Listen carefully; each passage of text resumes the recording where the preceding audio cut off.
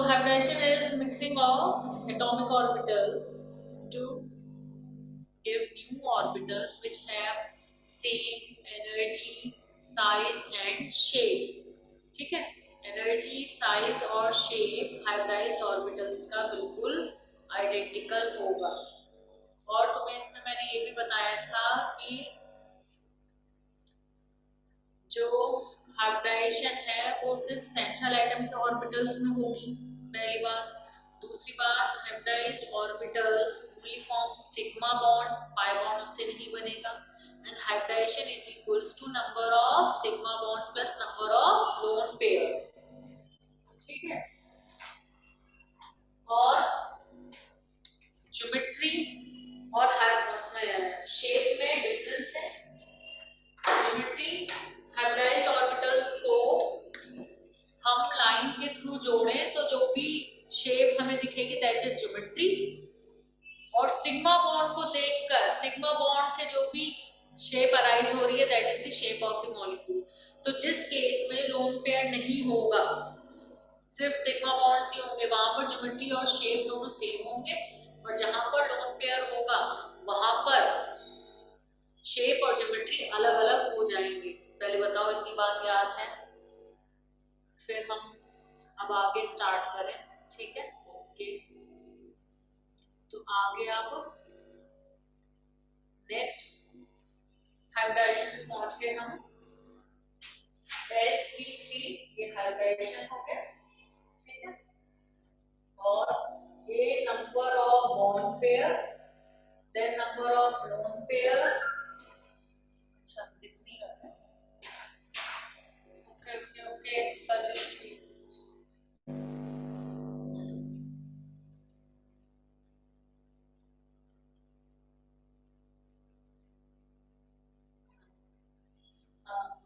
देखो, hybridisation, number of bond pair,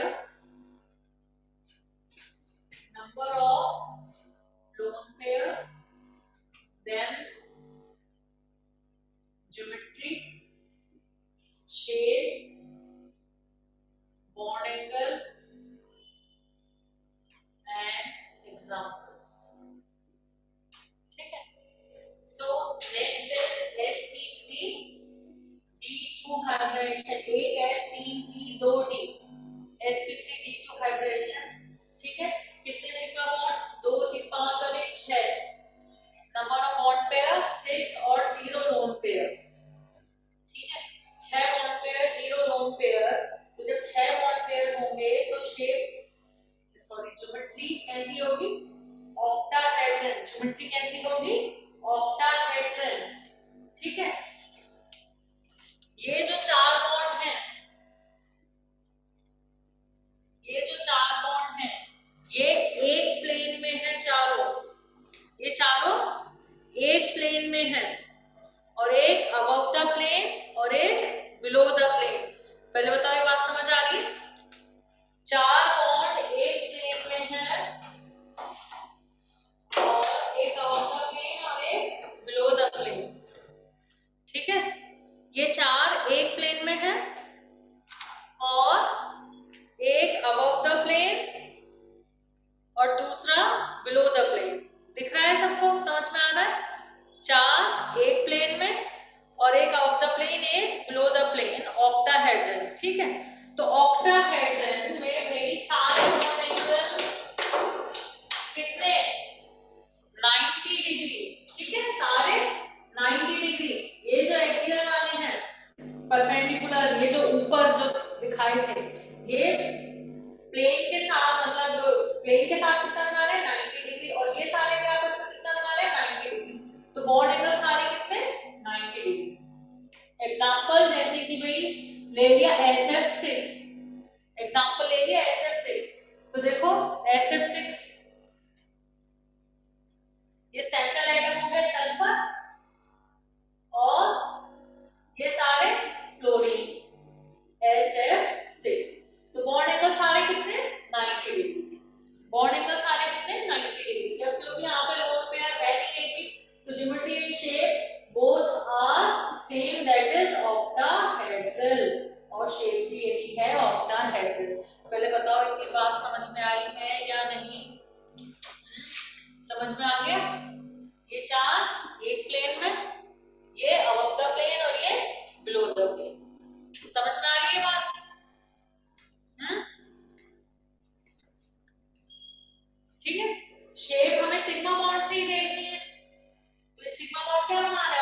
octahedral shape बना रहे हैं।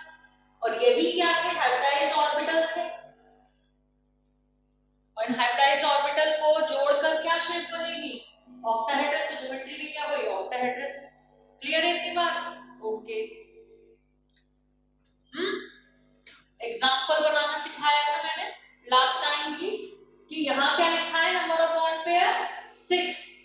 तो तुम्हें क्या सोचना है, सेंट्रल एटम 16 ग्रुप का सेंट्रल एटम, 16 ग्रुप का सेंट्रल एटम सल्फर, और mono atomic, monovalent, mono atomic नहीं, मोनोवैलेंट। मोनोवैलेंट मतलब जिनकी वैलेंसी सिंगल हो। तो मोनोवैलेंट सराउंडिंग एटम अगर है तो कितने होने चाहिए, 6 हो गए। तो तुम्हारे पास एग्जांपल बन जाएगा SF6। और बना सकते हो एग्जांपल SeF6। और मैंने समझाया था कि अगर 16 ग्रुप से तुम राइट में जा रहे हो, राइट में तो इलेक्ट्रॉन बढ़ रहे हैं ऑब्वियसली, तो 16 ग्रुप से राइट में जाकर अगर तुम सेंट्रल एटम चूज करोगे तो उस पे क्या होना चाहिए, पॉजिटिव। तो 16 ग्रुप से राइट में क्या है, 17 ग्रुप का सेंट्रल एटम सपोज मैंने आयोडीन ले लिया। अब सराउंडिंग एटम तो 6 ही चाहिए, तो अगर मैं IF6 लेती हूँ तो उस पे पॉजिटिव लगा दूं। और 16 से पीछे जाओगे तो 15 ग्रुप का अगर कोई सेंट्रल आइटम चूज करोगे तो उस पे नेगेटिव लगा दोगे। तो जैसे कि वही PCl6 नेगेटिव। तो तुम्हें अभी मैंने लास्ट क्लास में PCl5 बताया था, याद है बच्चों, sp3d हाइब्रिडाइजेशन में PCl5। तो PCl5 गैस का स्ट्रक्चर तो वही था जो हमने बनाया था, ट्राइगोनल बाइपिरामिडल। लेकिन जो PCl5 सॉलिड होता है वो आयनिक होता है, और इसमें आयंस क्या होते हैं, PCl4 पॉजिटिव, PCl6 नेगेटिव। तो ये रहा PCl6 नेगेटिव, यहाँ आया एग्जांपल। यानी कि कैसी होगी उसकी शेप, ऑक्टाहेड्रन। कैसी होगी PCl6 नेगेटिव की शेप, ऑक्टाहेड्रन। तो तुमसे अगर पूछा जाए कि सॉलिड PCl5 में एनायन में हाइब्रिडाइजेशन बताओ या एनायन की शेप बताओ, तो एनायन में हाइब्रिडाइजेशन क्या है, फास्फोरस की sp3d2, शेप क्या है, ऑक्टाहेड्रन। समझ में आ रही है बात? तो PCl4 पॉजिटिव की क्या होगी, बता सकते हो PCl4 पॉजिटिव की? PCl4 पॉजिटिव की शेप क्या होगी, टेट्राहेड्रन। तुम लोगों को मैं एक शॉर्टकट बताऊंगी हाइब्रिडाइजेशन निकालने का, ठीक है? वो बस फ्री रेडिकल पे अप्लाई नहीं हो सकता है, मतलब फ्री रेडिकल पे किसी केस में अप्लाई हो सकता है, किसी में नहीं हो सकता है। तो फ्री रेडिकल पे उसे अप्लाई मत करना, बाकी वो हर केस में अप्लाई हो जाएगा, उससे हाइब्रिडाइजेशन निकल जाएगी, ठीक है? तो जब तक प्रैक्टिस ना हो तब तक उससे निकाल के तुम प्रैक्टिस करना, और फिर जब तुम्हें शेप्स याद हो जाएंगी फिर तुम्हें उस फॉर्मूले की जरूरत नहीं पड़ेगी। तब तो तुम्हें सीधा hybridization is equals to sigma bond plus lone pair फटाफट करना आ जाएगा। फ्री रेडिकल भी बाद में पता, जिसपे ऑड इलेक्ट्रॉन हो या सिंगल इलेक्ट्रॉन हो उन्हें फ्री रेडिकल कहते हैं। फ्री रेडिकल भी ऑर्गेनिक में पता लग जाएगा, ठीक है? अब ये रब कर दे, ऑक्टाहेड्रन आया समझ में, sp3d2। जब बॉन्ड पेयर 6 है, लोन पेयर एक भी नहीं है, तो ऑक्टाहेड्रल शेप और ज्योमेट्री तो रहनी ही ऑक्टाहेड्रल है इस केस में। तो sp3d2 ज्योमेट्री ऑक्टाहेड्रल। अब क्योंकि you have 6 bond pair 0 loan pair, तो शेप भी ऑक्टाहेड्रल और सारे बॉन्ड एंगल 90 डिग्री के।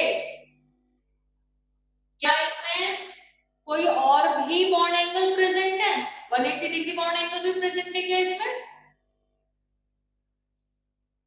180 डिग्री बॉन्ड एंगल भी प्रेजेंट है क्या इसमें, बताओ भी जल्दी। नो, क्यों? कुंदनिका कह रही है कि है 180 डिग्री भी।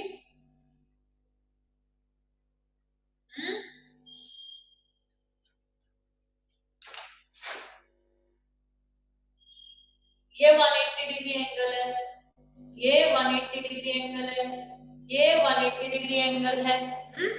इस क्लोरीन के बीच 180 डिग्री एंगल। इस क्लोरीन का मतलब FSF ये वाला 180 डिग्री, एफ एस एफ ये वाला 180 डिग्री, लेकिन ये एंगल है, बॉन्ड एंगल नहीं है, ठीक है। मैंने शायद बता दिया हो लास्ट क्लास में कि बॉन्ड एंगल एडजेसेंट वालों का ही लेंगे, एडजेसेंट भी समझ में ना आ रहा हो तो जो क्लोजेस्ट है, अगर तुम्हें एफ एस एफ ही बॉन्ड एंगल, अगर तुम्हें बॉन्ड एंगल पूछा है और सब ये यहाँ पर जो भी एटम्स हैं फ्लोरीन है सराउंडिंग और सेंट्रल सल्फर है, यानी तुम्हें F S F bond angle बताना है, तो F S F bond angle मतलब जो कम हो, कम वाला बताना है, ठीक है। जो ज्यादा वाला, अगर तुम किसी फ्लोरीन को छोड़कर दूसरों पे जा रहे हो, इसका मतलब वो तुम बॉन्ड एंगल नहीं चूज कर रहे हो, वो एंगल है, समझ में आ रहा है। तो एडजेसेंट एंगल जो होगा वो बॉन्ड एंगल होगा, बाकियों को एंगल्स बोलोगे, बॉन्ड एंगल नहीं बोलोगे, समझ में आ रही बात। तो अगर इसमें पूछा जाए कि SF6 में कौन कौन से एंगल्स हैं, कितने कितने डिग्री के एंगल्स हैं, तो तुम कहोगे 90 डिग्री के एंगल्स भी हैं और 180 डिग्री एंगल्स भी हैं।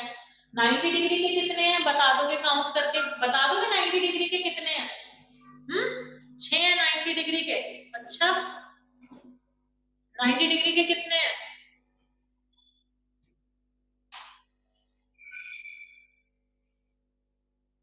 90 डिग्री के 12 हैं। ये 4 एक प्लेन में है बॉन्ड्स, एक ऑफ द प्लेन, एक बिलो द प्लेन। तो ये जो चारों एक प्लेन में है, इनके बीच 4 बॉन्ड एंगल हो गए 90 डिग्री। एक जो अबव द प्लेन है वो चारों के साथ 90 डिग्री बना रहा है, 4 ये हो गए। एक जो बिलो द प्लेन है वो भी 4 बना रहा है 90 डिग्री के। तो 90 डिग्री के कितने हो जाएंगे? 12, और 180 डिग्री के कितने हो गए? 3, 1 2 3। आ रही बात समझ में? आ गई, ठीक है। तो 90 डिग्री के 12 है, इसमें 12 90 डिग्री के एंगल है और 3 180 डिग्री के एंगल है, एंगल। और बॉन्ड एंगल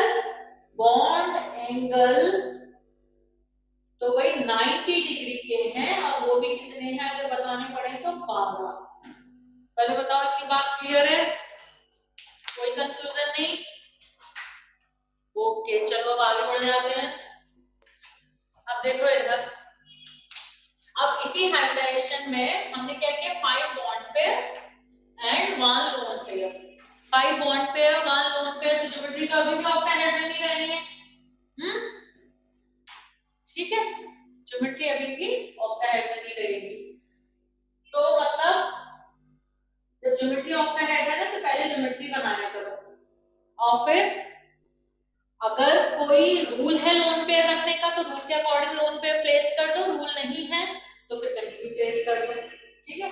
अब क्योंकि पेपर पे हमें ऐसे देखना आसान है कि हमने ये अबव द प्लेन या बिलो द प्लेन वाले पे लोन पेयर रख दिया, अदरवाइज यहाँ कहीं भी रख सकते थे। क्यों? क्योंकि देखो अभी ये दिख रहा है, ये स्क्वायर दिख रहा है और ये यहाँ लोन पेयर रख दिया, ठीक है। अगर मैं यहाँ लोन पेयर रखूं तो ये वाला स्क्वायर बन जाता, तो यहाँ सारे एंगल्स बराबर हैं, तो यहाँ ऐसा कुछ नहीं है। और तुम जब रिपल्शंस काउंट करोगे तो रिपल्शंस भी बराबर ही निकलेंगे। जैसे ट्राइगोनल बाइपिरामिडल ज्योमेट्री में क्या था कि एक्सियल पे रख रहे थे तो रिपल्शंस ज्यादा थे, और इक्वेटोरियल पे रख रहे थे तो रिपल्शन कम थे, तो कम रिपल्शन वाली जगह हमने प्लेस किया था लोन पेयर को। लेकिन यहाँ तो बराबर है रिपल्शंस, तो कहीं भी रखो, इससे कोई प्रॉब्लम नहीं है, ठीक है, हो गया। अब देखो ऑक्टाहेड्रन ज्योमेट्री हो गई, एक लोन पेयर था रख दिया। अब पहले एग्जांपल सोचो, 6 + 1 17, 17 ग्रुप का सेंट्रल एटम चूज करो। 17 ग्रुप का क्या हो गया? आई हो गया। सराउंडिंग एटम कितने चाहिए? 5, मोनोवैलेंट आई F5 ले लिया, ठीक है, तो ये हो गया आई F, ठीक है। तो शेप कैसी हो गई? स्क्वायर पिरामिडल सिर्फ सिग्मा बॉन्ड को देखना, लोन पेयर को छुपा दिया करो अगर कोई कंफ्यूजन हो तो। स्क्वायर और ये पिरामिड बन रहा है, ठीक है। लोन पेयर को छुपा दो तो शेप दिख रही है स्क्वायर पिरामिडल, सबको दिख रही है, ठीक है। तो लोन पेयर को छुपा दिया करो, शेप अपने आप दिख जाएगी, ठीक है। तो रटनी नहीं पड़ेगी, बस तुम्हें इतना जरूर याद रखना है कि 6 है तो ज्योमेट्री ऑक्टाहेड्रल होती है, 5 है तो ज्योमेट्री ट्रायंगल बाइपिरामिडल होती है, 4 है यानी 4 स्टेरिक नंबर 4 है यानी कि sp3 हाइब्रिडाइजेशन तो ज्योमेट्री टेट्राहेड्रल होती है। बस ये बात याद रखनी है। फिर ज्योमेट्री सारे सिग्मा बॉन्ड है तो अपने आप ज्योमेट्री शेप के इक्वल होगी, वो अपने आप दिख रही होगी।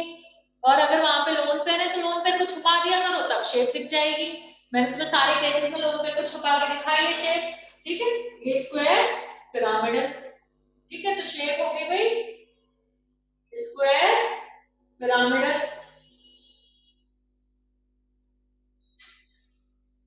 Square pyramidal. अब बॉन्ड एंगल में क्या होगा, यहाँ पर ये स्क्वायर ऊपर ये एक, ठीक है। हम एक्सपेक्ट यही कर रहे हैं कि इन सबके बीच 90 डिग्री और ऊपर ये प्लेन के साथ बना रहा है 90 डिग्री, लेकिन नीचे जो लोन पेयर है, lone pair bond pair repulsion की वजह से वो जो ये 4 बॉन्ड है प्लेन में ये भागेंगे ऊपर, ठीक है। और फिर इनमें आपस में रिपल्शन होगा, फिर ये और दूर भागेंगे। तो अब ये सारे बॉन्ड एंगल सेम नहीं रहेंगे, डिफरेंट हो जाएंगे। तो याद रखना अब सारे 90 डिग्री के नहीं, अब डिफरेंट हो गए होंगे, ठीक है। लिखने की जरूरत नहीं है, बस कि अब बॉन्ड एंगल सारे 90 डिग्री के नहीं है, अब डिफरेंट हो गए होंगे, लोन पेयर ने शेप डिस्टॉर्ट कर दी, ठीक है। नेक्स्ट देखो, ये रब कर दो, आप सबने बना लिया स्क्वायर पिरामिडल, सबने बना ली शेप, बना ली, रब कर दो, ओके, ठीक है। अब देखो नेक्स्ट और क्या बन सकता है। अभी 17 ग्रुप तक तो हम चले गए हैं, पहुंच गए हैं, अभी 18 ग्रुप का भी एग्जांपल ले सकते हैं ना, तो यानी कि अभी और आगे जा सकते हैं। नंबर ऑफ बॉन्ड पेयर कितने, अब 4 कर दो, और लोन पेयर कितने हो गए 2। तो पहले ज्योमेट्री बनाओ, ये बनाई ज्योमेट्री बनाई।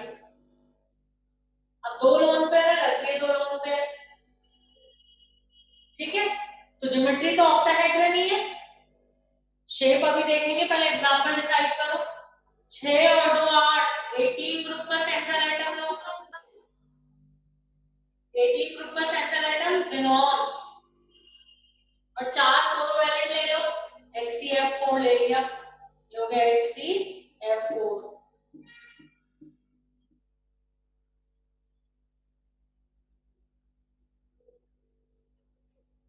कैसी है शेप, लोन पेयर छुपा दो, शेप कैसी है स्क्वायर प्लेनर, शेप कैसी है square planar, shape square planar, और ज्योमेट्री कैसी है ऑक्टाहेड्रल, ठीक है। एग्जांपल हो गया XeF4, आ गया समझ, समझ आ गया, ओके। तो ये हो गया sp3d2, क्लियर है। यहाँ तो ऊपर भी लोन पे बॉन्ड पे रिपल्शन है और नीचे भी लोन पे बॉन्ड पे रिपल्शन है, तो शेप बैलेंस्ड ही रहेगी, ठीक है। 18 ग्रुप सिर्फ ज़ेनॉन, हाँ 18 ग्रुप में ज़ेनॉन के एग्जांपल लोगे, ज़ेनॉन के फ्लोराइड्स और ज़ेनॉन के ऑक्साइड्स होते हैं, ये तुम +2 में पढ़ोगे। 18 ग्रुप जब पढ़ोगे तो ज़ेनॉन के कंपाउंड्स पढ़ोगे, ठीक है। ज़ेनॉन के फ्लोराइड्स, ज़ेनॉन के ऑक्साइड्स। ज़ेनॉन नोबल गैस है, ठीक है। तो नोबल गैसेस जनरली रिएक्ट नहीं करती है, पहले इन्हें इनर्ट गैस कहते थे, इनर्ट मतलब जो रिएक्ट ही ना करे, लेकिन फिर देखा गया ज़ेनॉन के कंपाउंड्स बन जाते हैं मोस्ट इलेक्ट्रोनेगेटिव एलिमेंट फ्लोरीन और ऑक्सीजन के साथ, तो फिर इनर्ट नहीं बोलते, हम नोबल बोलते हैं। नोबल का मतलब रिएक्टिविटी कम, ठीक है। तो वो तुम पढ़ोगे +2 में ये। अब रब कर देंगे, अब नेक्स्ट हाइब्रिडेशन पे आ जाओ, sp3d3, may I rub this, कर दो रब, ओके। तो नेक्स्ट, अच्छा वन मोर थिंग, ये 2 डी कौन से होंगे हमने डिस्कस कौन सा होगा, बताया होगा मैंने, डी जी स्क्वायर। ठीक है, अब यहाँ 2D कौन से होंगे, एस हो गया, पी तो तीनों हो गए, P X, P Y, P Z. अब ये 2D कौन से होंगे, अब देखो 4 बॉन्ड तो एक प्लेन में है, 4 बॉन्ड तो एक प्लेन में है, ये 4 हाइब्रिडाइज्ड ऑर्बिटल तो एक प्लेन में है। ठीक है, suppose it is X Y plane, तो एस सारे प्लेन्स में जाएगा, किसी के भी साथ हाइब्रिडाइज मतलब किसी भी प्लेन में जा सकता है, तो एस हो गया यहाँ पर, और पी एक्स पी वाई हो गए। अब एक्स वाई प्लेन के लिए 3 ऑर्बिटल तो हो गए, और क्या चाहिए फिर एक्स वाई प्लेन में, और कौन सा ऑर्बिटल आ सकता है, डी। डी कौन सा, D X square minus Y square. अगर तुम्हें याद हो तो D X square minus Y square, या इसमें जो लोब्स होती हैं वो एक्स वाई एक्सिस के अलोंग होती हैं। ठीक है, तो 3 और एक 4, ये 4 एक्स वाई प्लेन के लिए हो गए। अब एक आउट द प्लेन एक बिलो द प्लेन, यानी परपेंडिकुलर, प्लेन के परपेंडिकुलर। तो एक्स वाई प्लेन है तो परपेंडिकुलर के लिए तो जेड ही चाहिए होगा, तो P Z and D Z square. ठीक है, तो कौन से डी है, D Z square and D X square minus Y square. यहाँ तो कुछ सोच रहे थे, तीनों की है। ठीक है, sp3d3 7 ऑर्बिटल हाइब्रिडाइज हो रहे हैं। तो पहला एग्जांपल ले लिया 7 bond pair and 0 lone pair. अब ज्योमेट्री क्या होगी, ठीक है, पेंटागन बाय पिरामिडल। ऑक्टाहेड्रन में क्या था, 4 बॉन्ड एक प्लेन में थे, अब यहाँ क्या है, 5 बॉन्ड एक प्लेन में है जो कि पेंटागन बना रहे हैं, एक अबव द प्लेन है और एक बिलो द प्लेन। तो एक पेंटागन है एक्स वाई प्लेन में, और एक अबव द प्लेन और एक बिलो द प्लेन। तो पेंटागन बाय पिरामिडल क्या बनी ज्योमेट्री, पेंटागन या पेंटागोनल बोल लो, पेंटागोनल बाय पिरामिडल। पहले बताओ इतनी बात समझ में आ रही है या नहीं, इतनी बात समझ में आ रही है। पेंटागन यानी कि ये 5 ऑर्बिटल जो हाइब्रिडाइज्ड हैं वो पेंटागन बना रहे हैं एक्स वाई प्लेन में, अगर प्लेन एक्स वाई मान के चल रहे हो तो, ठीक है, और 2 परपेंडिकुलर होंगे। ठीक है, 2 परपेंडिकुलर। इतनी बात समझ में आई,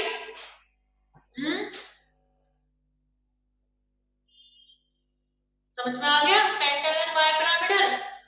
अब देखो, अब क्योंकि 0 नॉन पे है तो शेप भी यही हो जाएगी, यही शेप है। अब एग्जांपल सोचो, 7 यानी 17th ग्रुप, 17 ग्रुप का नो आई ले लिया,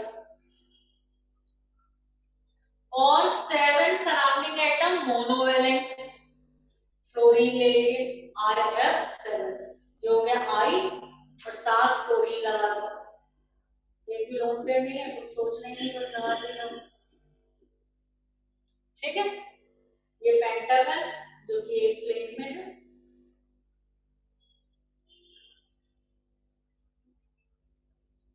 ठीक है, और ये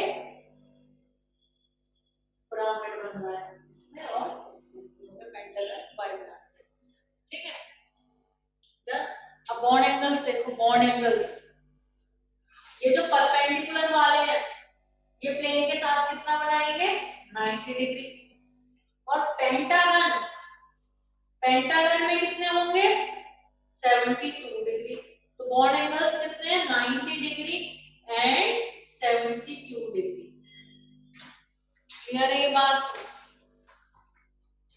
बच्चों, क्लियर, ओके।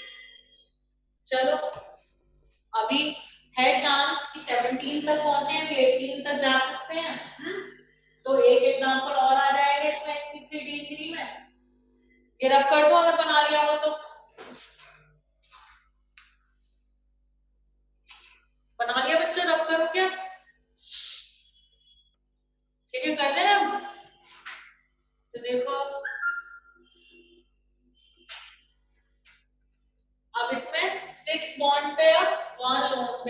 ज्योमेट्री तो अगेन पेंटागन बाइपिरामिडल ही है, ठीक है। अब देखो इधर एग्जांपल सोचो, 7 + 1 18, 7 + 1 8, मतलब 18 ग्रुप का सेंट्रल एटम, तो ये हम ले लिया ज़ीनॉन ही ले सकते हैं। और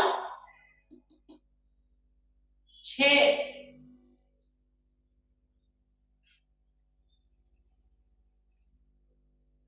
सराउंडिंग मोनोवैलेंट एटम, तो कितना आ गया इसमें, मतलब F6, ठीक है,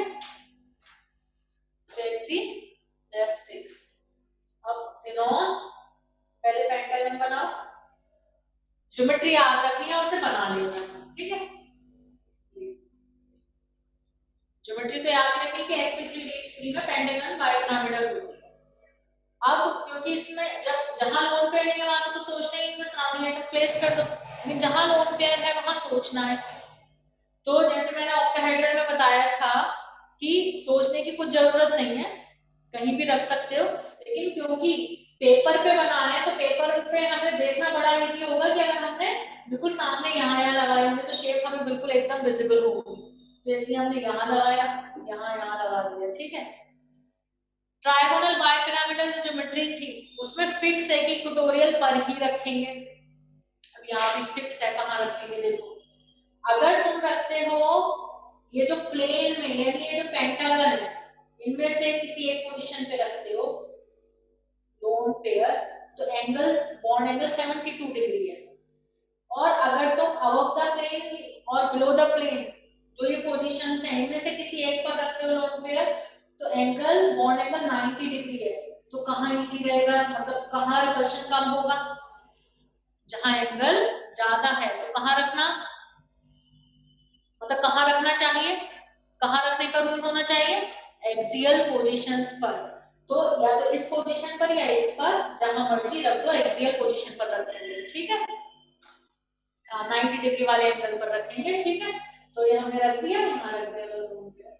अब ऐसे मत सोचने लगना कि मैम ये पास है, ये पास इस पे दिख रहे हैं, ये पेंटागन, ये अबव द प्लेन और ये वाला बिलो द प्लेन, कहीं भी रख सकते हो, अबव द प्लेन या बिलो द प्लेन, कोई फर्क नहीं है। यहाँ रख दिया लोन पे, और बाकी 6 रख दिए फ्लोरीन, ठीक है। और ये हो गया अपना पेंटागन पिरामिडल, क्या बन गया, पेंटागन पिरामिडल। ज्योमेट्री क्या है, पेंटागन बाइपिरामिडल, बट शेप क्या हो गई, क्योंकि शेप के लिए तुम्हें लोन पेयर को देख रहे नहीं, तो क्या होगी शेप, पेंटागन पिरामिडल। बाय हटा दो, अब 2 पिरामिड नहीं रहे, अब 1 पिरामिड रहा, तो शेप क्या है, पेंटागन पिरामिडल। 6 बॉन्ड है, 6 बॉन्ड से ऑक्टाहेड्रन बनना चाहिए था, लेकिन ये परफेक्ट ऑक्टाहेड्रन होगा नहीं, तो तुम इसे डिस्टॉर्टेड ऑक्टाहेड्रन भी कह सकते हो, डिस्टॉर्टेड ऑक्टाहेड्रन, ठीक है, ये हो गया। और जो HCF6 सॉलिड होता है, जो सॉलिड्स अलग हैं, मतलब आयनिक हैं सॉलिड स्टेट में, वो मैं लिखवा देती हूँ तुम्हें सारे, इधर लिख देती हूँ। PCl5 सॉलिड क्या है, PCl4 positive, PCl6 negative. Similarly PBr5 solid है, PBr4 positive and Br negative. Shape में लोन पेयर को नहीं देखते हैं, हाँ शेप में लोन पेयर को नहीं देखेंगे, लोन पेयर का क्या काम शेप में, शेप तो इससे बन रही है ना, ये जो फ्लोरीन लगे हुए हैं, ये जो बॉन्ड्स हैं, बॉन्ड भी वैसे कोई दिखता थोड़ी है, बॉन्ड को दिखता थोड़ी है, ये सेंट्रल एटम और ये सराउंडिंग एटम, ये मिलकर ही तो शेप बना रहे हैं। तो फ्लोरीन जैसे जैसे लगे हुए होंगे सराउंडिंग में, जिस एंगल पर लगे होंगे उसी से तो शेप अराइज होगी, ठीक है। और सराउंडिंग एटम लगा हुआ कहाँ है, कैसे लगा हुआ है, इन बॉन्ड्स के थ्रू। तो हमें सिर्फ सिग्मा बॉन्ड्स देखने हैं शेप के लिए, लोन पेयर नहीं देखना, ठीक है, तो मैं क्या बता रही थी, PbR5 सॉलिड, ये हो गए आयंस PbR5 सॉलिड में, ठीक है। अब Pi5 सॉलिड, Pi5 गैसीय स्टेट में एग्जिस्ट भी नहीं करता है, सॉलिड स्टेट में ही होता है, Pi4 positive and I negative. और HCF6 सॉलिड होता है HCF5 positive and F negative. आई बात समझ? अब यहाँ देखो आ रहा होगा दिमाग में कि यहाँ तो PCl6 नेगेटिव बना, जबकि यहाँ Br नेगेटिव I नेगेटिव। क्यों? क्योंकि फास्फोरस 6 क्लोरीन को तो होल्ड कर सकता है, लेकिन 6 ब्रोमीन या आयोडीन को होल्ड नहीं कर सकता, क्योंकि ब्रोमीन आयोडीन का साइज बहुत बड़ा है, ठीक है। तो ये वो सॉलिड्स हो गए जो गैसियस स्टेट में अलग है इनका स्ट्रक्चर, बट सॉलिड स्टेट में अलग। गैसियस में तो मैंने बनवाए हैं, और सॉलिड स्टेट में क्या होगा, इनके आयंस का स्ट्रक्चर तुम्हें बताना होगा। सॉलिड स्टेट में वो पूछ सकता है कि भाई कैटायन की क्या ज्योमेट्री है, एनायन की क्या ज्योमेट्री है, या पूरा ही बोलेगा कि PCl5 सॉलिड का स्ट्रक्चर बताओ, तो कैटायन एनायन दोनों की ज्योमेट्री तुम्हें बतानी होगी, दोनों की शेप। ये बात समझ आ रही है?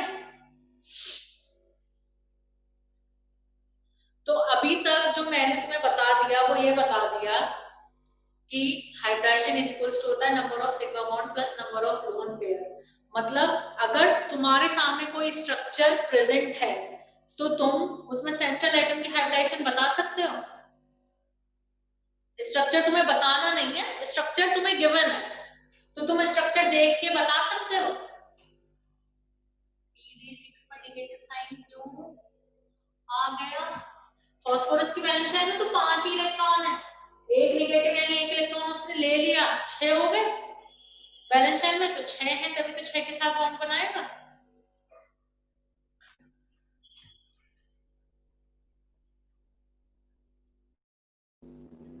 मैं तुम लोगों से ये पूछ रही हूँ कि अगर तुम्हें स्ट्रक्चर गिवन है तो स्ट्रक्चर देखकर तुम सेंट्रल एटम की हाइब्रिडाइजेशन बता सकते हो। Can you tell the hybridization of central atom if structure is given? चलो देखते हैं बता सकते हो क्या स्ट्रक्चर दे रही हूँ मैं कुछ। रब कर दे बेटे, बच्चे बताओ, रब कर दो। ओके, चलो रब कर देते हैं। अब मैं तुम्हें स्ट्रक्चर दे रही हूँ कुछ और तुम्हें सेंट्रल एटम की हाइब्रिडाइजेशन बताना, ठीक है। इतना इजी होता है स्ट्रक्चर देख के हाइब्रिडाइजेशन बताना है।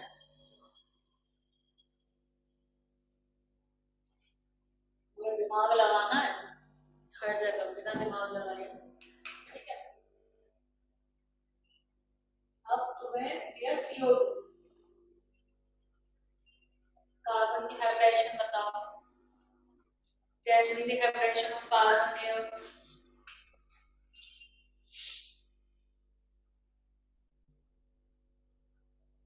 जल्दी इतनी देर थोड़ी लगनी है इसमें।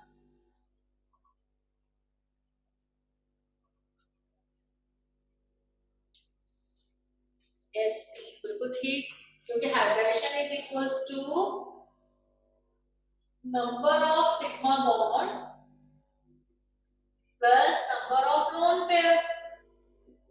तो भाई कितने सिग्मा बॉन्ड? एक, दो, दो सिग्मा बॉन्ड, लोन पेयर तो है ही नहीं, तो दो सिग्मा बॉन्ड, दो, अगर दो सम आता है, दो स्टेरिक नंबर आता है। स्टेरिक नंबर में बताया था, इसे स्टेरिक नंबर बोलते हैं, sigma bond plus lone pair को स्टेरिक नंबर बोलते हैं। उस स्टेरिक नंबर को देखकर हाइब्रिडेशन पता चल जाती है। दो, दो मतलब S की हाइब्रिडेशन, ठीक है, ठीक है। अब CCl4, अब बताओ कार्बन की हाइब्रिडेशन।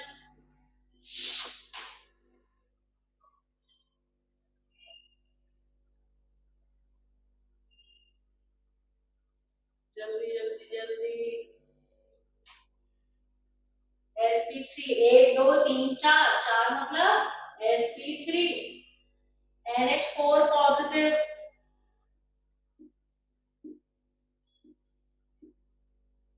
नाइट्रोजन की हाइब्रिडेशन,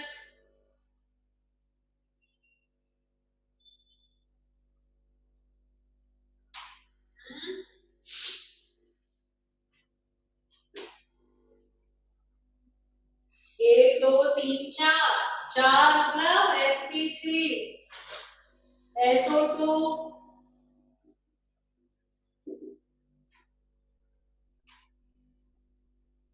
थोड़ा और नीचे बनाओ,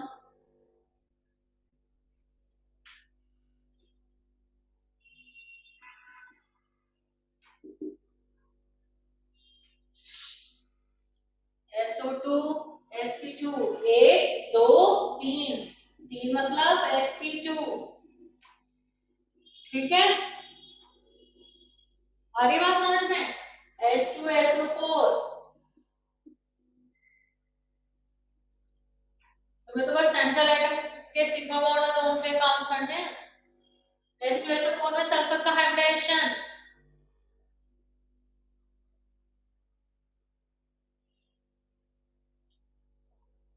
एक दो तीन चार, चार मतलब sp3, ठीक है। तो शेप देख के तो हाइब्रिडेशन पता लगा लोगे, क्योंकि सिग्मा बॉन्ड और लोन पेयर का सम काउंट करना है, मतलब सिग्मा और लोन पेयर काउंट करना है बस, ठीक है। कुछ हद तक एग्जाम्पल बनाना भी आ ही गया, जैसे मैंने समझाया था कि इस ग्रुप का लिया सेंट्रल एटम और ये सराउंडिंग एटम, कुछ हद तक एग्जाम्पल भी बना सकते हो। अब बात ये है कि तुम्हें तो सीधा मॉलिक्यूल दे दिया, तुम्हें तो सीधा मॉलिक्यूल दे दिया, तुम्हें उसकी शेप बनानी है।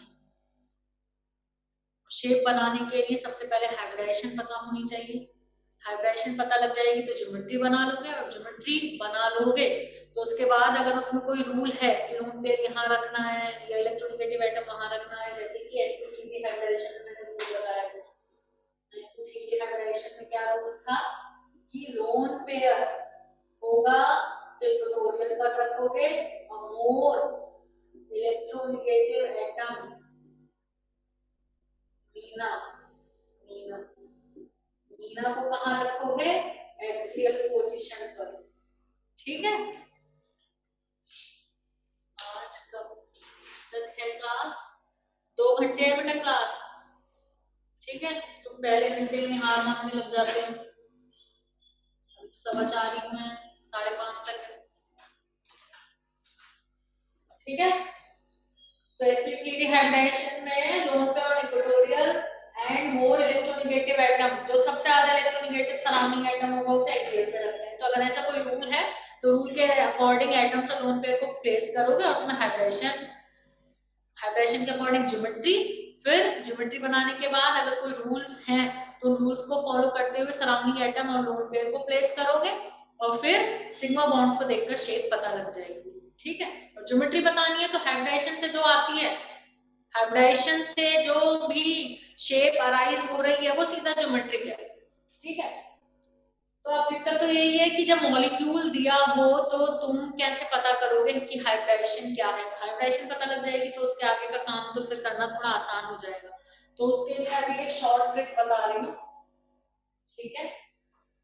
तो काफी हद तक तुम लोग उससे बनाना सीख जाओगे स्ट्रक्चर, और एक बार प्रैक्टिस कर लोगे अच्छे से तो फिर तो उस ट्रिक की तुम्हें जरूरत नहीं पड़ेगी, फिर तो स्ट्रक्चर ही याद हो जाएंगे आपको, इससे भी पढ़ाई करोगे, ठीक है। स्टेरिक नंबर हम निकाल सकते हैं, स्टेरिक नंबर पता लग जाएगा तो हाइब्रिडेशन पता लग जाएगी।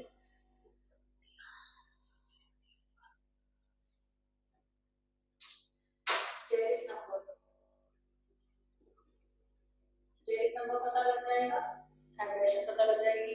if steric number is 2 then hybridization sp, steric number 3 hybridization sp2 4, तो sp3 5, तो sp3 d6, sp3 d2 7, sp3 d3, ठीक है। तो स्टेरिक नंबर कैसे निकालते हैं?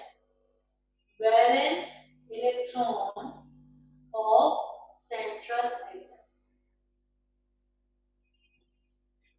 प्लस मोनोवैलेंट सराउंडिंग एटम, ये लिखते जाओ साथ साथ, क्योंकि मैं शॉर्ट फॉर्म में लिख रही हूं तो फिर तुम्हें याद नहीं रहेगा। Valence electron of central atom plus monovalent, monovalent मतलब 1 हो, जो एक ही बॉन्ड बनाते हो। जैसे हेलोजेंस हैं, एक ही बॉन्ड बनाएंगे, एक ही बॉन्ड बनाएंगे हर जगह नहीं। जब वो क्या है, आइड आयन है, यानी कि फ्लोराइड, क्लोराइड, ब्रोमाइड, आयोडाइड जब है वो, तो तब एक ही बॉन्ड बनाते हैं, ठीक है। तो मोनोवैलेंट, और जैसे H है हाइड्रोजन, दैट इज मोनोवैलेंट। तो हेलोजन हो या हाइड्रोजन हो, ठीक है, तो वो मोनोवैलेंट एटम बनाएंगे। तो मोनोवैलेंट सराउंडिंग एटम अगर है तो ऐड करोगे, अगर मोनोवैलेंट एटम नहीं है तो नहीं ऐड करोगे। ये नहीं कि सीधा सराउंडिंग एटम देखे और ऐड कर दिए। सराउंडिंग एटम को तुमने चेक करना है कि क्या वो मोनोवैलेंट है, अगर वो मोनोवैलेंट है तब इसमें ऐड कर दोगे, ठीक है। और क्या करना है, अगर मॉलिक्यूल पर निगेटिव चार्ज है, अगर मॉलिक्यूल पर निगेटिव चार्ज है तब तो उसमें ऐड कर दोगे। क्यों, कोई निगेटिव चार्ज का मतलब क्या होता है, इलेक्ट्रॉन्स, यानी इलेक्ट्रॉन गेन किए गए हैं तो ऑब्वियसली ऐड करोगे। और अगर पॉजिटिव चार्ज है, पॉजिटिव चार्ज का मतलब क्या है कि इलेक्ट्रॉन लूज किए गए हैं, तो इलेक्ट्रॉन जब लूज किए गए होंगे तो क्या करोगे, सब्ट्रैक्ट करोगे। तो अगर पॉजिटिव चार्ज है मॉलिक्यूल पर, मॉलिक्यूल नहीं बोलोगे उसे, फिर आयन बोलोगे, ठीक है। तो अगर वो आयन है तो उस आयन पर अगर positive charge, sorry negative charge है तो ऐड कर दोगे, और उस पर अगर पॉजिटिव चार्ज है तो सब्ट्रैक्ट कर दोगे और डिवाइड बाय 2 कर दोगे। पहले बताओ ये फॉर्मूला समझ में आया?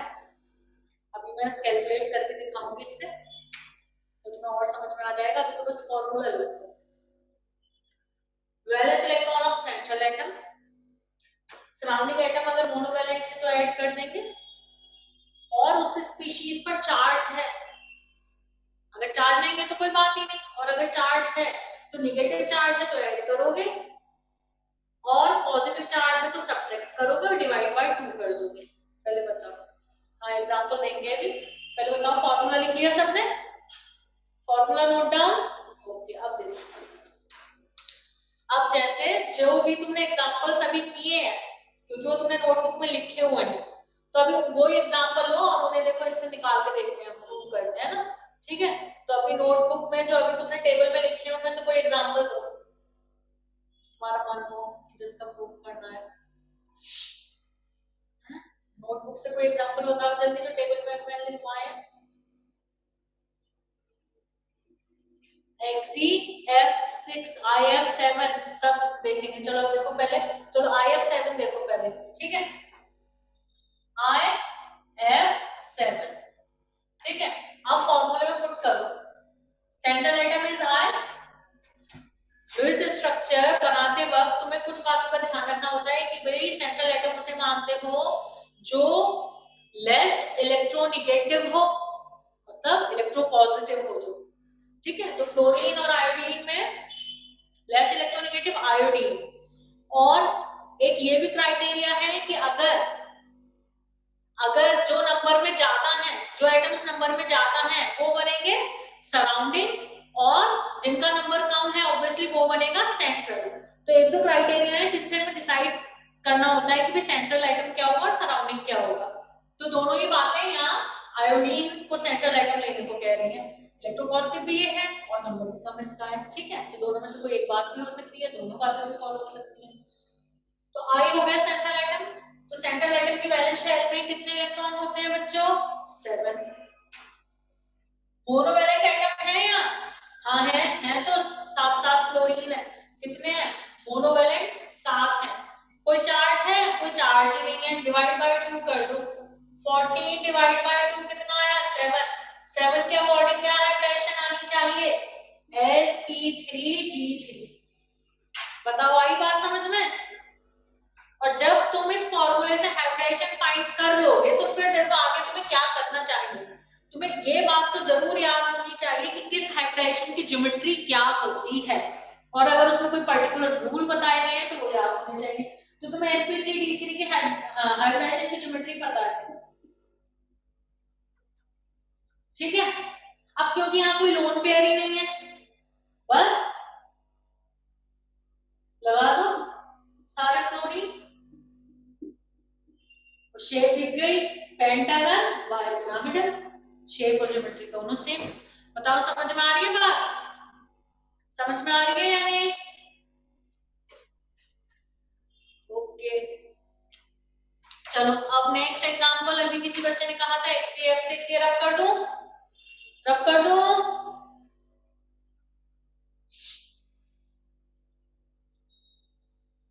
बता दो रब कर दूं या नहीं। ओके, अब देखो HCF6 देखो।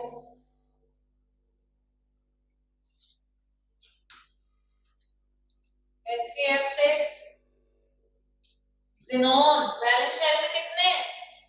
सेंट्रल एटम ऑब्वियसली ज़ेनॉन है। वैलेंस शेल में कितने? 8 इलेक्ट्रॉन। मोनोवैलेंट है? हाँ है, 6 है। कोई चार्ज नहीं है। डिवाइड बाय 2 कितना आया? 8 + 6 14, डिवाइड बाय 2 7, 7 मतलब sp3d3। और जैसे ही तुम्हें पता लगेगा कि भाई sp3d3 है, जैसे ही तुम्हें पता लगेगा sp3d3 है, तो सबसे पहले बनाओगे ज्योमेट्री। sp3d3 की होती है ट्राइगोनल बाइपिरामिडल ज्योमेट्री। ज्योमेट्री बना ली। अब इसमें तुम्हें दिख रहे हैं कि 6 फ्लोरीन है, और जबकि पोजीशन 7 है, तो अपने आप पता लग गया कि भाई एक लोन पेयर है। समझ में आ रही है बात? लोन पेयर एक है, 2 है, तुम्हें कुछ दिमाग ही नहीं लगाना पड़ेगा। जैसे ही तुमने ये बनाया, तुमने देखा मोनोवैलेंट ऑब्वियसली सिग्मा सिर्फ एक ही बॉन्ड बनाएगा ना, और एक ही बॉन्ड बनाए तो वो तो सिग्मा है। तुमने देखा ही 6 के 6 मोनोवैलेंट है। मोनोवैलेंट यानी एक ही बॉन्ड बनाएंगे, एक ही बॉन्ड बनाएंगे तो वो एक बॉन्ड तो सिग्मा ही होगा। तो 6 के 6 फ्लोरीन तो ये सिग्मा बॉन्ड बना रहे हैं, तो फिर ये एक पोजीशन तो खाली रह जाएगी। मतलब एक पोजीशन पे क्या है? लोन पेयर है। और इस वाली शेप में मैंने बताया था कि लोन पेयर एक्सियल पोजीशन पे रखोगे, तो बाकी जो पोजीशन बची उन पे फ्लोरीन अटैच कर दो, और शेप क्या बन गई? Pentagon pyramidal. बताओ समझ में आया या नहीं? समझ में आ रहा है कि कैसे तुम फाइंड कर सकते हो हाइब्रिडाइजेशन, शेप और ज्योमेट्री। तो वही होगी जो हाइब्रिडाइजेशन से आ रही होगी। अब एक बच्चा कह रहा है AlCl4 निगेटिव। चलो AlCl4 निगेटिव का बनाते हैं।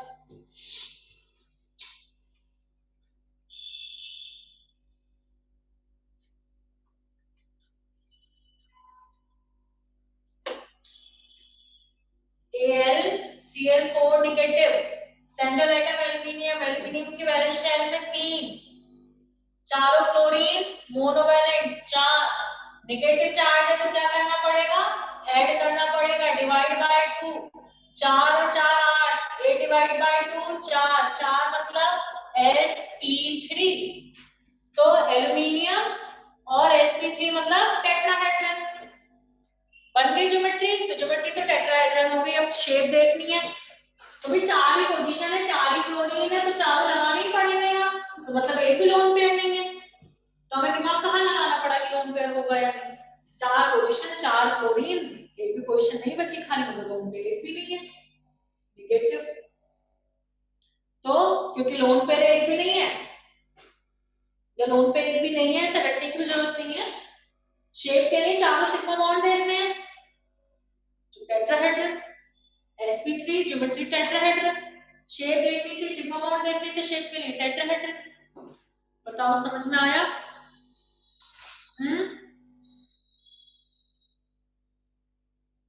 समझ में आया बच्चों?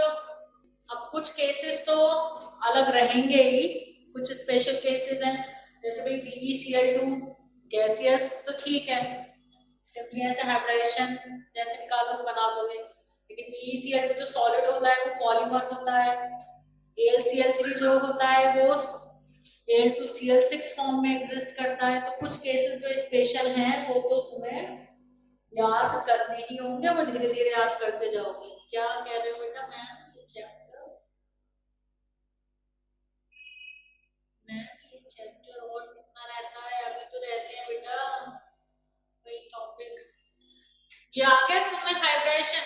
अब तुम्हें जो भी अपने मॉड्यूल में एग्जांपल्स मिलेंगे, उन्हें तुम इस फॉर्मूले से हाइब्रिडेशन निकाल के उनकी सबकी शेप बनाओगे। ठीक है, सबकी शेप बनाओगे, प्रैक्टिस करोगे इसकी। तो अब मैं नेक्स्ट टॉपिक पर मूव करूं। कल भी क्लास होगी 9 से 11, 9 से 11 कल भी क्लास है, ठीक है। रब कर दें। नेक्स्ट टॉपिक हेडिंग डाल लो, रेजोनेंस। आइसोमेरिज्म की आज नहीं होगी बेटा, और अगर कल होगी तो शाम तक, मतलब रात तक मैसेज कर दूंगी मैं, ठीक है, अगर कल हुई तो। आज तो नहीं हो पाएगी, ठीक है।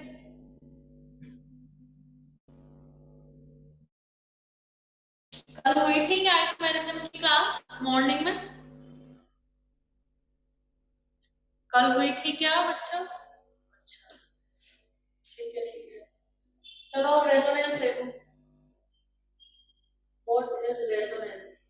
रेजोनेंस अभी इसमें केमिकल बॉन्डिंग में तो बहुत थोड़ा सा है, ठीक है, मतलब तुम्हें थोड़ा सा समझना है कि रेजोनेंस क्या होता है, लेकिन ये पूरा टॉपिक तुम्हारा ऑर्गेनिक केमिस्ट्री में बहुत अच्छे से डिटेल में आएगा, ठीक है, जीओसी में। हाँ ठीक है, लेकिन अभी थोड़ा आइडिया जितना है अभी इसमें पढ़ना पड़ेगा, तभी फिर आगे भी और चीजें, मतलब रेजोनेंस से काफी कुछ अभी आगे बेस्ड है, तो वो थोड़ा तुम तब जीओसी में अच्छे से समझ पाओगे, लेकिन जीओसी पूरा टॉपिक है रेजोनेंस, ठीक है, तो तब वो काफी डिटेल में करना है, लेकिन बहुत कुछ रेजोनेंस पर बेस्ड है जीओसी में, तो रेजोनेंस आती होगी तभी जीओसी भी समझ में आएगी।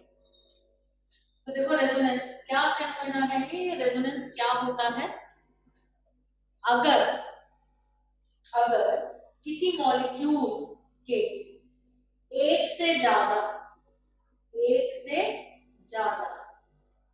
लुईस स्ट्रक्चर, एक से ज्यादा लुईस डॉट स्ट्रक्चर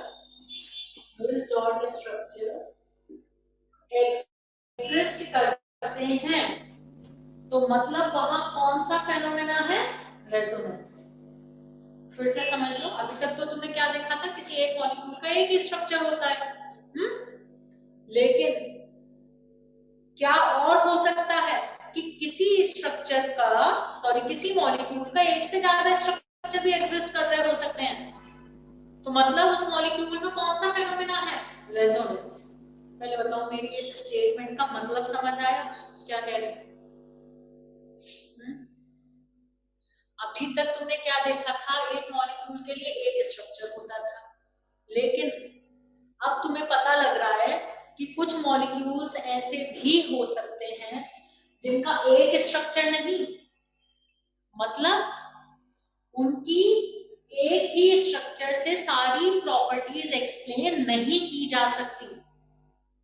मतलब कुछ मॉलिक्यूल्स ऐसे हैं जिनके केस में क्या होगा, उनका एक ही स्ट्रक्चर सारी प्रॉपर्टीज को एक्सप्लेन नहीं कर सकता है, तो उस केस में क्या होता है कि उन मॉलिक्यूल्स के एक से ज्यादा स्ट्रक्चर एग्जिस्ट कर रहे होते हैं, तो मतलब वहां पर कौन सा फेनोमेना है? रेजोनेंस। क्यों होता है ऐसा, या हमें क्यों पता चला कि रेजोनेंस है, कैसे पता चला?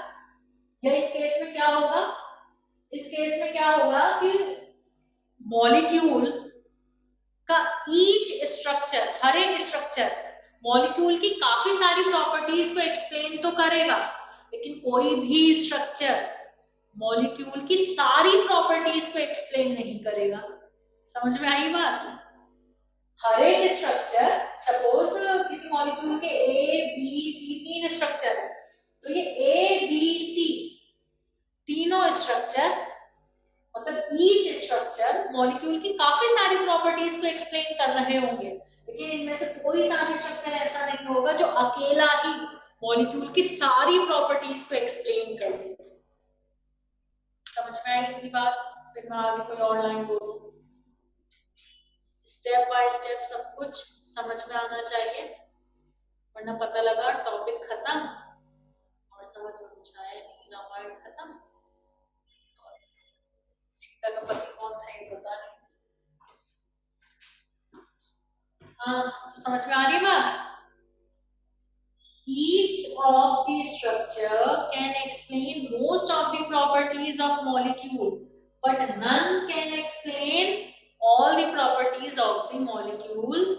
This phenomena is known as resonance. Phenomena क्या है? If more than one Lewis dot structure of a molecule exists, then this is known as resonance. If more than one Lewis dot structure of a molecule exists, then the phenomena is known as resonance. और वो more than one structure जो exist करते हैं, वो more than one structure जो exist करते हैं, those are known as resonating structures, or canonical structures. ठीक है? लेकिन जिस स्ट्रक्चर से मॉलिक्यूल की सारी प्रॉपर्टीज एक्सप्लेन होंगी, वो स्ट्रक्चर इन सारे स्ट्रक्चर्स का एवरेज होगा, जिसे हम ड्रॉ नहीं कर सकते हैं, या जो एग्जिस्ट नहीं कर रहा होता है एक्चुअली, हम तो बना देते हैं, हम तो महान है ना, इसलिए हम बना देंगे उनका एवरेज। ठीक है, डॉट डॉट डॉट करके दिखा देंगे बॉन्ड, लेकिन एक्चुअली वो जो एक्चुअल स्ट्रक्चर होगा वो एग्जिस्ट नहीं कर रहा होगा, वो उन सबका एवरेज होगा, लेकिन वो एग्जिस्ट नहीं करता है। एग्जिस्ट ये स्ट्रक्चर कर रहे हैं जिन्हें रेजोनेटिंग स्ट्रक्चर और कैनोनिकल, मतलब इन्हें हम बना सकते हैं पेपर पे, इन्हें हम बना सकते हैं, जिन्हें हम बनाते हैं पेपर पे, ये रेजोनेटिंग स्ट्रक्चर है या कैनोनिकल स्ट्रक्चर है। बट जो एक्चुअल स्ट्रक्चर है उसे हम बना नहीं सकते। ठीक है, जो एक्चुअल स्ट्रक्चर है उसे हम बना नहीं सकते, that is known as resonance hybrid,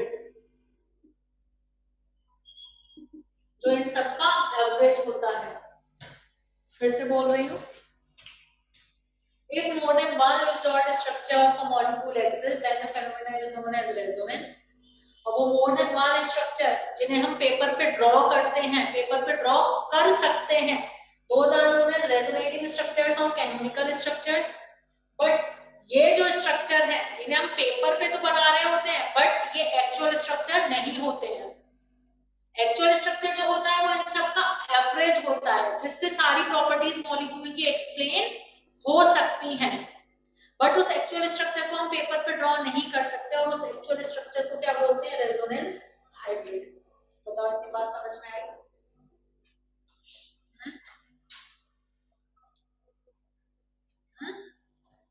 समझ में आई?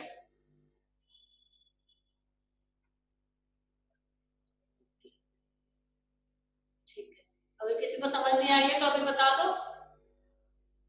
रेजोनेंस हाइब्रिड की डेफिनेशन सिर्फ यही होगी, actual structure of the molecule which can explain all the properties is known as resonance hybrid.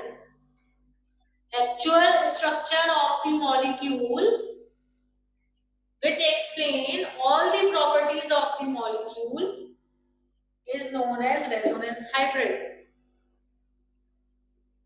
ठीक है, अब एग्जांपल्स देखें जिनमें, एक तो एग्जांपल देखो और फिर आगे बढ़ते हैं इसमें। रब कर दो, जल्दी बताओ। बेंजीन है, ठीक है, दिस इज बेंजीन। इसमें तुम्हें दिख रहा है कि कार्बन कार्बन डबल बॉन्ड है और कार्बन कार्बन सिंगल बॉन्ड भी है। कार्बन कार्बन डबल बॉन्ड है और कार्बन कार्बन सिंगल बॉन्ड भी है। ऐसे भी बना सकते हो इसे, और इसे ऐसे भी बनाया जा सकता है। मैंने क्या कि यहाँ डबल बॉन्ड था ना, लेकिन अब मैंने यहाँ यहाँ यहाँ लगाया डबल बॉन्ड। ये भी बेंजीन का स्ट्रक्चर है। कोई सा भी स्ट्रक्चर देख लो बेंजीन का, दोनों में तुम्हें क्या दिख रहा है कि कार्बन कार्बन डबल बॉन्ड है और कार्बन कार्बन सिंगल बॉन्ड है। मतलब जो बॉन्ड लेंथ आनी चाहिए, बॉन्ड लेंथ कार्बन की, वो कार्बन कार्बन डबल बॉन्ड यानी कि 1.32 एंगस्ट्रॉम उतनी, और carbon carbon single bond that is 1.54 angstrom इतनी, 1.36 एंगस्ट्रॉम 1.54 एंगस्ट्रॉम इतनी आनी चाहिए। ठीक है, इसके अलावा कार्बन कार्बन सिंगल बॉन्ड की बॉन्ड लेंथ जो होती है वो आनी चाहिए, और कार्बन कार्बन डबल बॉन्ड की जो बॉन्ड लेंथ एक्चुअली होती है वो आनी चाहिए थी जब बेंजीन का स्ट्रक्चर देखा जाता था। ठीक है, एनालाइज किया जाता था। लेकिन क्या देखा गया, कि सारी बॉन्ड लेंथ सेम है और सारी बॉन्ड लेंथ जो है वो सिंगल से कम और डबल से ज्यादा है। मतलब जैसे सिंगल बॉन्ड की बॉन्ड लेंथ होगी 1.54 एंगस्ट्रॉम, सिंगल की ज्यादा होगी और डबल की कम होगी।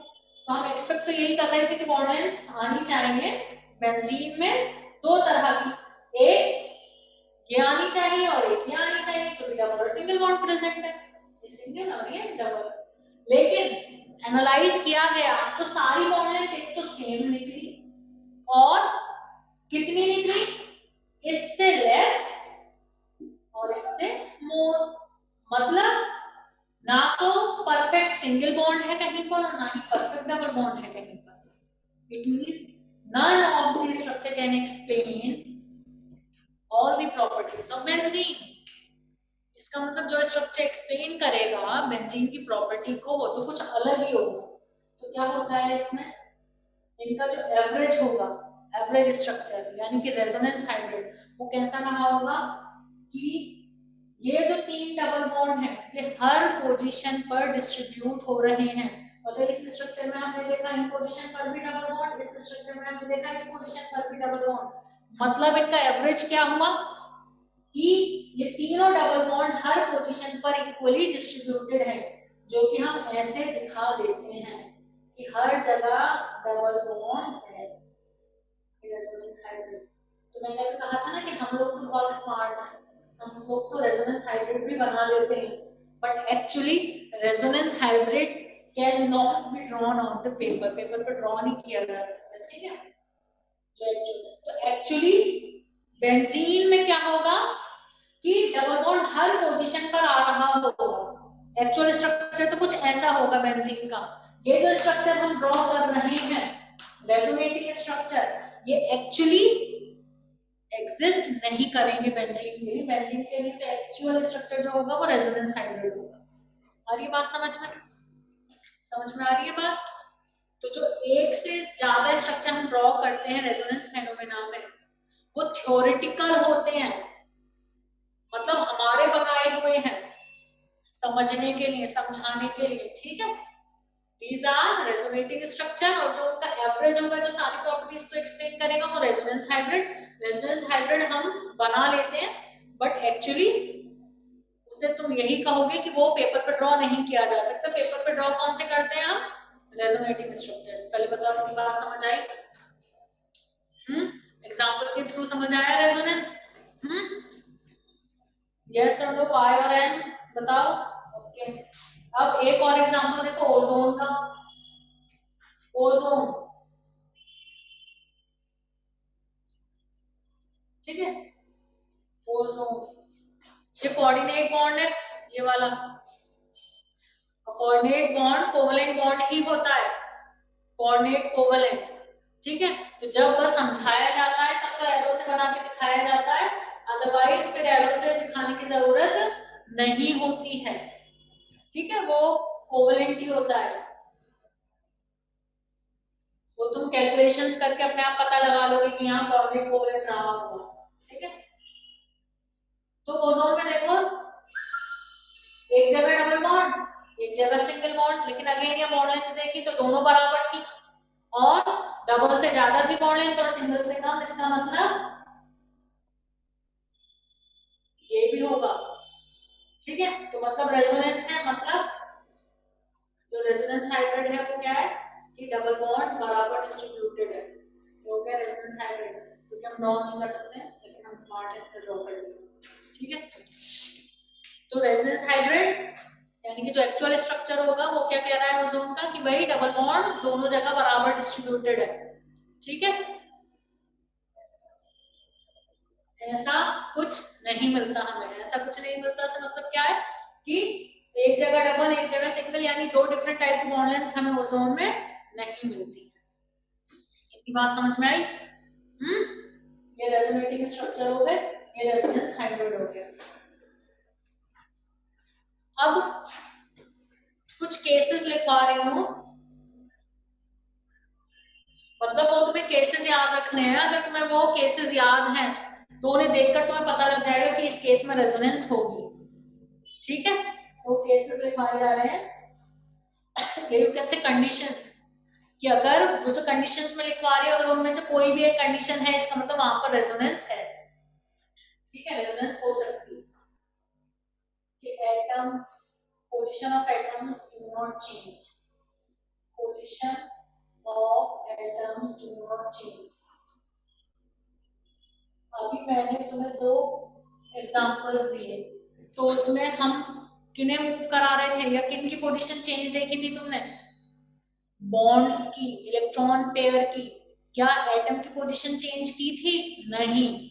तो position of atoms do not change, position सिर्फ किसकी होगी चेंज? इलेक्ट्रॉन पेयर की पोजीशन चेंज होगी।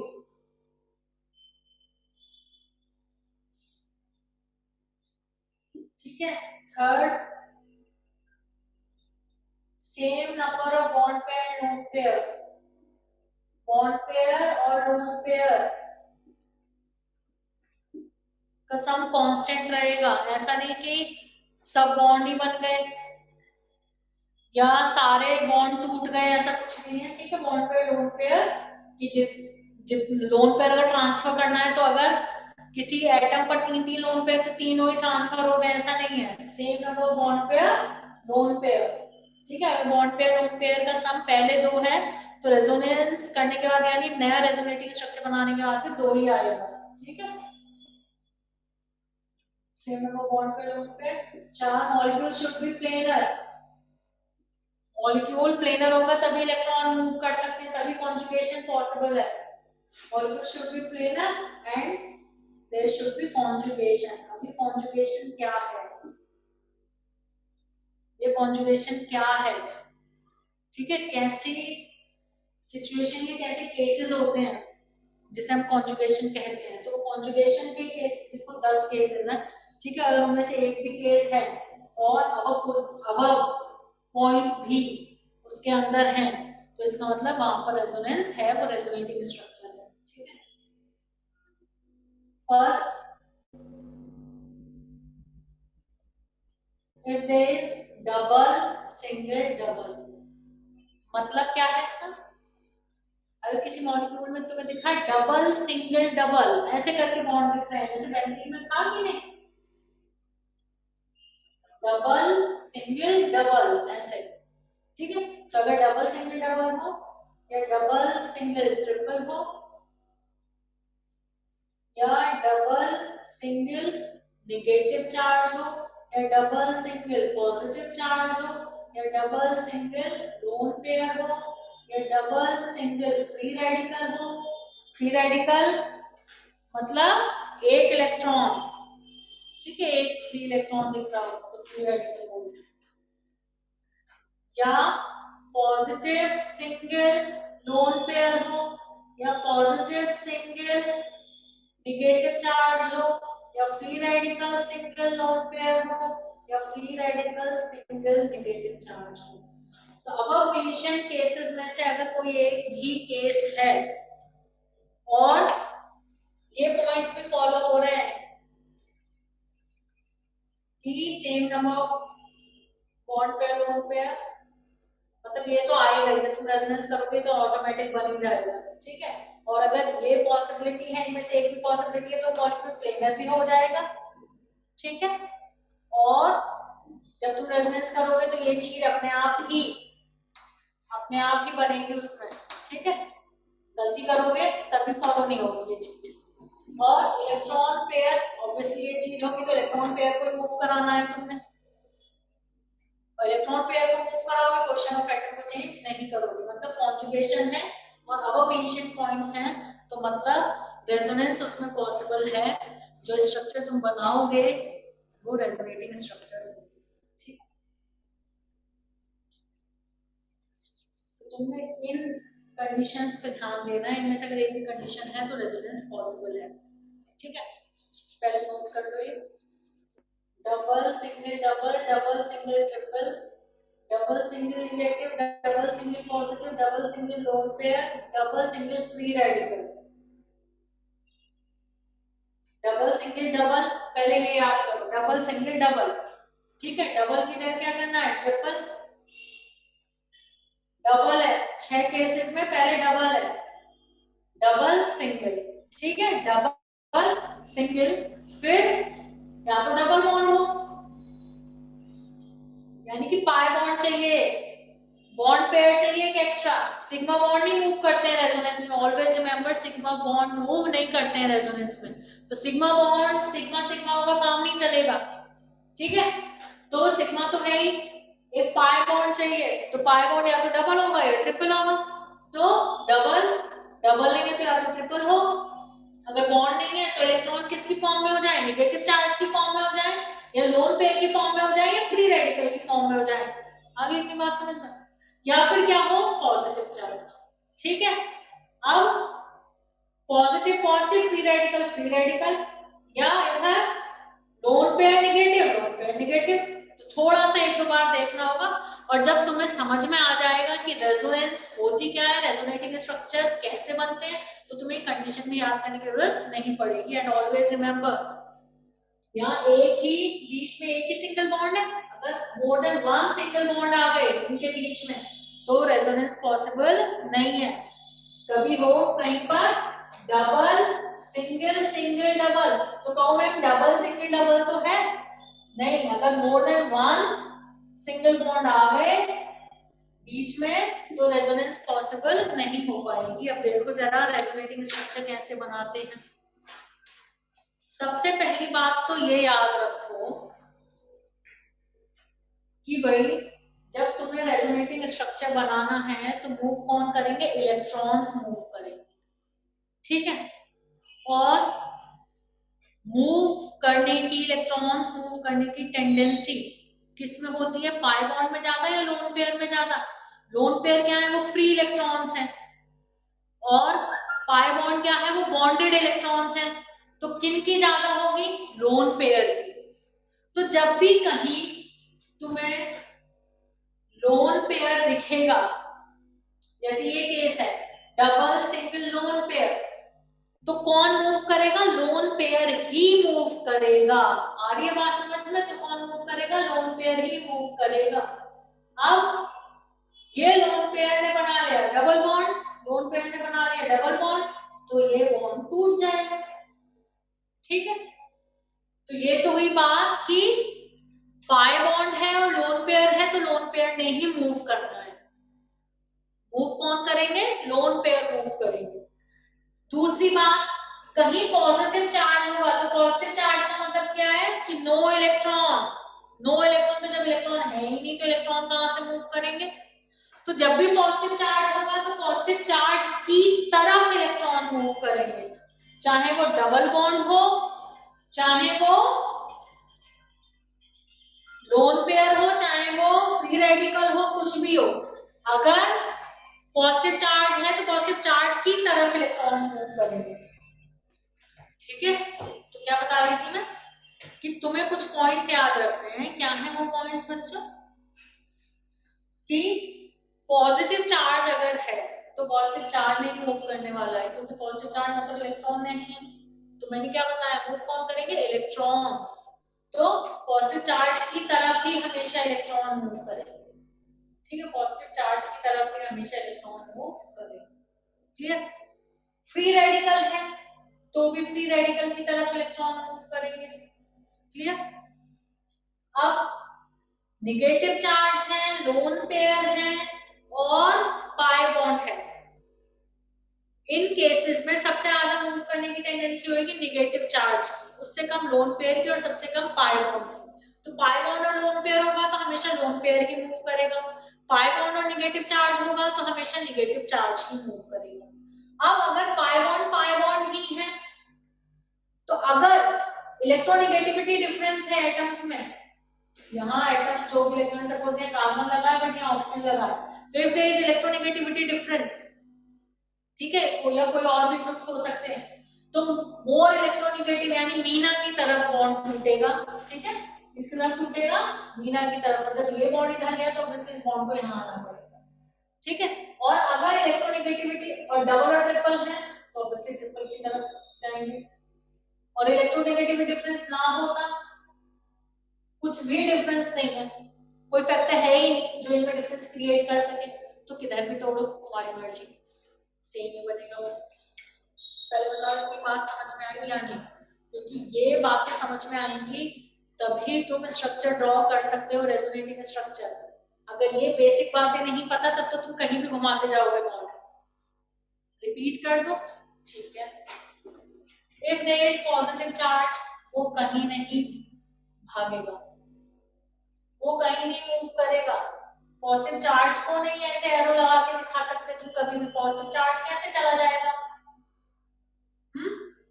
पॉजिटिव चार्ज की तरफ इलेक्ट्रॉन्स आएंगे, हमारी बात समझ में? तो अगर कहीं पॉजिटिव चार्ज होगा तो इलेक्ट्रॉन्स हमेशा पॉजिटिव चार्ज की तरफ घूमेंगे, पॉजिटिव चार्ज की तरफ ही एरो लगाओगे तुम इलेक्ट्रॉन्स का, चाहे वो यहाँ पाई बॉन्ड हो, चाहे वो यहाँ लोन पेयर हो, चाहे वो यहाँ नेगेटिव चार्ज, कुछ भी। क्लियर? फ्री रेडिकल है तो भी इनमें इलेक्ट्रॉन, चाहे वो पाई बॉन्ड है, चाहे वो लोन पेयर है, चाहे वो नेगेटिव चार्ज है, इसी की तरफ घुमाओगे। तो बात समझ में आ रही है? हाँ, एग्जांपल्स करेंगे हम, एग्जांपल्स के थ्रू अभी रेजोनेटिंग स्ट्रक्चर बनाना सिखाऊंगी, ठीक है। पहले ये रूल्स अपने माइंड में रखो ना, वरना तो कुछ भी कहीं भी ड्रॉ करने लग जाओगे। तो पॉजिटिव है तो पॉजिटिव की तरफ इलेक्ट्रॉन जाएंगे हमेशा, फ्री रेडिकल है तो फ्री रेडिकल की तरफ इलेक्ट्रॉन्स जाएंगे हमेशा। क्लियर? अब और डबल बॉन्ड और लोन पेयर है, तो मैंने क्या बताया, पाई बॉन्ड और लोन पेयर में से किसकी मूव करने की टेंडेंसी ज्यादा है? लोन पेयर की, तो लोन पेयर को मूव कराओगे। डबल बॉन्ड और नेगेटिव चार्ज है तो ऑब्वियसली किसकी टेंडेंसी ज्यादा है मूव करने की? नेगेटिव चार्ज की, नेगेटिव चार्ज को मूव कराओगे। ठीक है, क्लियर? इतनी बात क्लियर है? बता दो, पहले ये पॉइंट्स क्लियर है तभी तो आगे बताऊं। ओके, ठीक है, ओके। अब जब डबल और ट्रिपल है तो एक्स्ट्रा यहां दिख रहा है ना बॉन्ड, तो इन्हें भगाओ, तो ये भागे,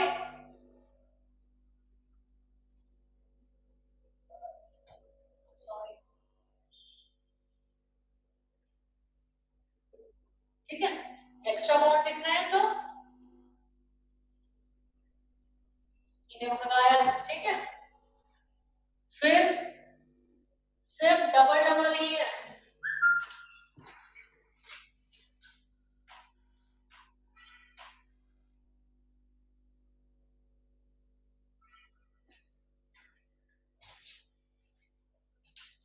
और डबल ट्रिपल भी डबल डबल वाला ही केस हो सकता है, ठीक है।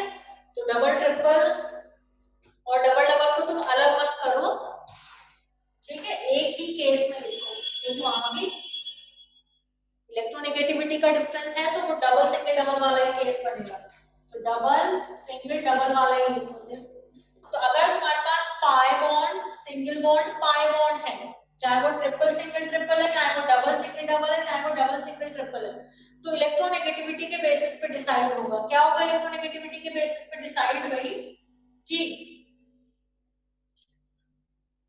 अगर इलेक्ट्रोनेगेटिविटी डिफरेंस है, जैसे सपोज ये कार्बन और ये ऑक्सीजन, तो तुम्हें पता है इलेक्ट्रोनेगेटिव एटम की टेंडेंसी इलेक्ट्रॉन खींचने की होती है, तो ये बॉन्ड कहां टूटेगा? मीना की तरफ, और इलेक्ट्रोनेगेटिव एटम की तरफ गए, ठीक है। और अगर कोई डिफरेंस ही नहीं होता इस मॉलिक्यूल में, कहीं भी कोई भी ऐसा डिफरेंस अगर नहीं है कि जिसे हम डिफरेंशिएट कर सके कि भाई इधर इलेक्ट्रोनेगेटिविटी ज्यादा है इधर कम है, अगर ऐसा हुआ तो इधर से इधर घुमाओ या इधर से इधर घुमाओ, वो तो सेम ही बनने वाला है स्ट्रक्चर। हाँ, अब डबल ट्रिपल वाला भी समझा दूं, ठीक है, ठीक है, ठीक है। इलेक्ट्रोनेगेटिविटी का डिफरेंस आ गया, सॉरी। अच्छा, तुम लोग हाइब्रिडेशन में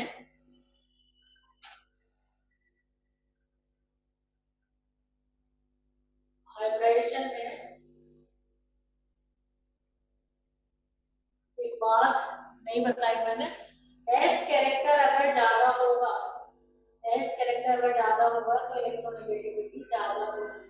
और एस कैरेक्टर कैसे फाइंड करोगे? एस कैरेक्टर या पी कैरेक्टर, जैसे एस की हाइब्रिडेशन है, एक एस एक पी, तो एस कैरेक्टर कितना हो जाएगा? एस कैरेक्टर कितना हो जाएगा? कर सकता है कोई कैलकुलेट? पता है 50% कितना? 2 ऑर्बिटल है टोटल, जिसमें से s ऑर्बिटल 1 है, मल्टीप्लाई बाय 100 कितना आया? 50%। 50% s कैरेक्टर, 50% p कैरेक्टर। अगर sp2 हाइब्रिडेशन है तो एक s orbital, total orbital 3 multiply by 100, ठीक है। और p कैरेक्टर फाइंड करना होता है तो 2 बाय 3 into 100, ऐसे हर किसी केस में फाइंड कर सकते हैं। तो s कैरेक्टर ज्यादा तो इलेक्ट्रोनेगेटिविटी ज्यादा, क्यों? क्योंकि हमें पता है कि s ऑर्बिटल न्यूक्लियस के ज्यादा क्लोज होता है, ठीक है। तो s ऑर्बिटल न्यूक्लियस के ज्यादा क्लोज होता है, मतलब s कैरेक्टर ज्यादा होगा तो ऑर्बिटल न्यूक्लियस के ज्यादा क्लोज होगा, इलेक्ट्रॉन्स खींचने की टेंडेंसी ज्यादा होगी, तो इलेक्ट्रोनेगेटिविटी ज्यादा होगी। ये डबल ट्रिपल वाला केस, सपोज कार्बन कार्बन ही है दोनों तरफ, लेकिन इसकी हाइब्रिडेशन क्या होगी बच्चों? इसकी हाइब्रिडेशन क्या होगी? ये सपोज ये ठीक होगी, यहाँ ये 2 हाइड्रोजन है, यहाँ ये एक हाइड्रोजन लगा और यहाँ अपने आप कंप्लीट कर लेना कि कितने हाइड्रोजन की जरूरत है, ठीक है। तो ये दोनों कार्बन को फोकस करो। इसकी हाइब्रिडेशन क्या हुई? 1 2 3 sp2, और इसकी हाइब्रिडेशन क्या हुई? 1 2, मतलब sp। तो एक कार्बन डबल बॉन्ड वाले कार्बन की हाइब्रिडेशन sp2, ट्रिपल बॉन्ड वाले कार्बन की हाइब्रिडेशन sp। तो इलेक्ट्रोनेगेटिविटी ज्यादा किसकी हुई? जहां s कैरेक्टर ज्यादा है। तो कहां है s कैरेक्टर ज्यादा? यहाँ। तो इलेक्ट्रोनेगेटिविटी ज्यादा किसकी हुई? इसकी हुई। तो जब मैंने कहा कि इलेक्ट्रोनेगेटिविटी डिफरेंस अगर है तो जिसकी इलेक्ट्रोनेगेटिविटी ज्यादा होगी बॉन्ड उसकी तरफ मूव कर जाएंगे, क्योंकि उसकी इलेक्ट्रॉन पे खींचने की टेंडेंसी ज्यादा है। तो कैसे तोड़ोगे इस केस में? ऐसे तोड़ोगे। पहले बताओ, अभी इतनी बात समझ में आई, तब हम स्ट्रक्चर्स ड्रॉ करना स्टार्ट करेंगे। अभी टाइम तुम लोगों के पास कम है, बट अब और डिटेल में काफी सारी चीजें बताई जाती हैं हाइब्रिडेशन में भी, बेंड्स रूल, रेबोस रूल, लेकिन उसकी चिंता मत करो। जब तुम लोग +2 में आते हो तो +2 में फिर से जब सारी इनऑर्गेनिक पढ़ाती हूँ तो वहां पर फिर बार बार ये चीजें आती है, रेबोस रूल भी आएगा, बेंड्स रूल भी आ जाएगा, तो वहां पर फिर उस टाइम तुम लोग पढ़ लेना, ठीक है। अभी सिर्फ उतना ही बताया जा रहा है जिसकी रिक्वायरमेंट तुम्हें अभी है, ठीक है। कुछ चीजें हैं जो अभी छोड़ दी है मैंने, बेंड्स रूल छोड़ दिया, ट्रेगोस रूल छोड़ दिया, लेकिन कोई दिक्कत नहीं है, उसकी एप्लीकेशन अभी इतनी नहीं है। एप्लीकेशन उसकी जहां है वो +2 के पी ब्लॉक में ही है, वो +2 की इनऑर्गेनिक केमिस्ट्री में ही उसकी जरूरत पड़ेगी, तो तब मैं जब पढ़ाती हूँ तो बताती हूँ, ठीक है। तो बताओ, इतनी बात समझ में आई? तो सबसे पहले तुम्हें सीखना है कि इलेक्ट्रॉन पेयर तो मूव कराने हैं, लेकिन इलेक्ट्रॉन पेयर मूव किस तरफ कराने हैं, जब ये पता होगा तो तुम खुद कोई सा भी रेजोनेटिंग स्ट्रक्चर किसी का भी बना लोगे, ठीक है। तो अब इन रूल्स को ध्यान में रखते हुए, दिमाग में रखते हुए आप स्ट्रक्चर ड्रॉ करेंगे, ठीक है। पॉजिटिव चार्ज फ्री रेडिकल नहीं मूव करेंगे, इनकी तरफ ही इलेक्ट्रॉन पेयर मूव करेंगे, ठीक है। लोन पेयर होगा तो वही हमेशा मूव करेगा, नेगेटिव चार्ज होगा तो वही हमेशा मूव करेगा। अब डबल सिंगल डबल का केस है तो इलेक्ट्रोनेगेटिव एटम की तरफ बॉन्ड तोड़ोगे, कोई डिफरेंस है ही नहीं इलेक्ट्रोनेगेटिविटी में, कहीं भी तोड़ो वो सेम ही बनने वाला है। डबल सिंगल ट्रिपल है तो ट्रिपल की तरफ तोड़ोगे, वो तुम्हें समझ में आ गया, due to electronegativity difference, S character ज्यादा तो इलेक्ट्रोनेगेटिविटी ज्यादा। अब ये रब कर दो,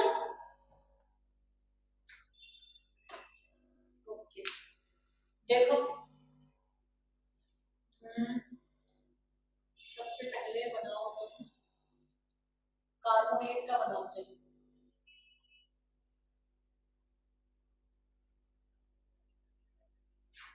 ठीक है। कार्बोनेट के रेजोनेटिंग स्ट्रक्चर बनाओ।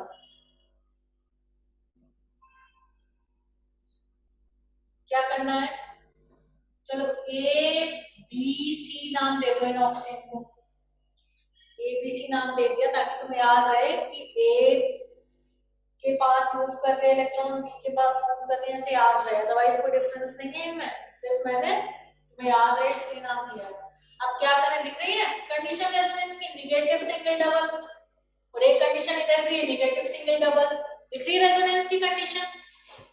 दिख रही है बच्चों, बताओ रेजोनेंस कंडीशन है निगेटिव सिंगल डबल। ठीक है, अब कैसे बनाओगे रेजोनेटिंग स्ट्रक्चर? तुम्हें अभी बताया था कि निगेटिव चार्ज ही मूव करेगा, तो आइदर इधर से स्टार्ट कर लो सी से या बी से स्टार्ट कर लो, इट्स योर विश। तो बी से स्टार्ट करें, तो बी से हमने स्टार्ट किया, ये बॉन्ड यहाँ आया। अब तुम्हें पता है कि अगर तुम ये बॉन्ड यहाँ बना दोगे तो क्या कार्बन 5 बॉन्ड बना सकता है? नहीं बना सकता, तो इस बॉन्ड को तो तोड़ना पड़ेगा ना। और किधर टूटेगा? ऑब्वियसली ऑक्सीजन की तरफ। तो क्या बन गया रेजोनेटिंग स्ट्रक्चर? सी ओ नेगेटिव, अब ए वाले पे नेगेटिव आ गया, सी पे तो नेगेटिव है ही, और बी वाला जो ओ है उसके साथ आ गया डबल बॉन्ड। बताओ समझ में आई इतनी बात? अगर समझ नहीं आई है तो दोबारा बताऊं। समझ आ गई? ठीक है, लेकिन अभी ये भी तो दिख रहा है निगेटिव, निगेटिव सिंगल डबल, तो ये सी वाला भी करेगा रेजोनेंस या नहीं करेगा? तो बना है। ये यहाँ आ गया तो ऑब्वियसली इसे टूटना पड़ेगा, तो सॉरी डबल बॉन्ड आ जाएगा, ये सी ये बी। मतलब इसके अलावा कुछ और स्ट्रक्चर्स पॉसिबल है? अगर तुमने फिर किया निगेटिव सिंगल डबल तो वापस से कौन सा बन जाएगा? वापस से ये बन जाएगा। और अगर तुमने ये किया निगेटिव सिंगल डबल तो वापस ये बन जाएगा। यानी कि बस ये तीन ही स्ट्रक्चर पॉसिबल है। समझ में आ रही है बात? तो they are 3 resonating structures of carbonate ion possible. समझ में आई बात? आया समझ में कैसे बनेंगे स्ट्रक्चर? बताओ बच्चों फटाफट। ओके, अब देखो, अब कर दो क्या?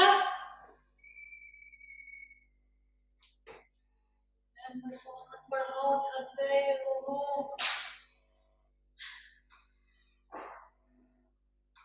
एक और बस, एक और स्ट्रक्चर।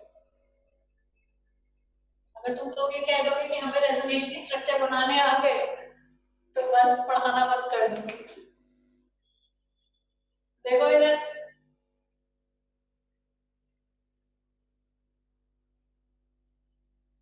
ये ठीक है, इसके रेजोनेटिंग स्ट्रक्चर बनाओ। मैंने बताया था निगेटिव चार्ज ही मूव करेगा। पहले तो रेजोनेंस की कंडीशन चेक करो क्या है, निगेटिव सिंगल डबल का है, फिर कि निगेटिव चार्ज ही मूव करेगा, तो मूव कराओ। तो क्या बना?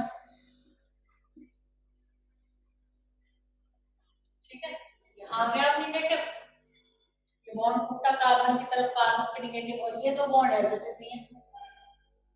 ठीक है, अभी भी है रेजोनेंस की कंडीशन है निगेटिव सिंगल डबल, और मूव किसने करना है? निगेटिव बॉन्ड ने, सॉरी निगेटिव चार्ज ने मूव करना है, तो ये मूव करना।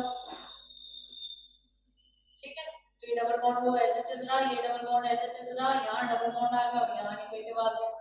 अभी है कंडीशन, हाँ है निगेटिव सिंगल डबल, मूव कराओ फिर निगेटिव चार्ज को, तो क्या बन गया?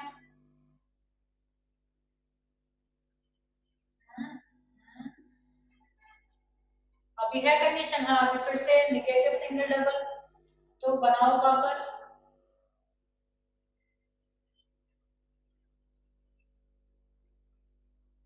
ठीक है, तो देखो बेंजीन में पहले इन पोजीशंस पर थे डबल बॉन्ड, अब इन पोजीशंस पर आ गए, बन गए रेजोनेटिंग स्ट्रक्चर।